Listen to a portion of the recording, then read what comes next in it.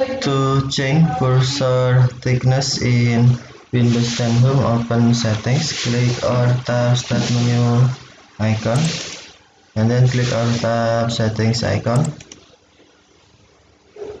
On Windows Settings screen, tap or click Devices, and then select Typing.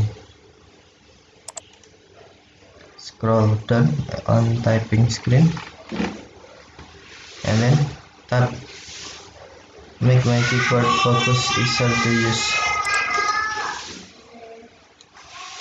On change cursor thickness, tap cursor thickness line to the right to thick, or drag to the left to thin.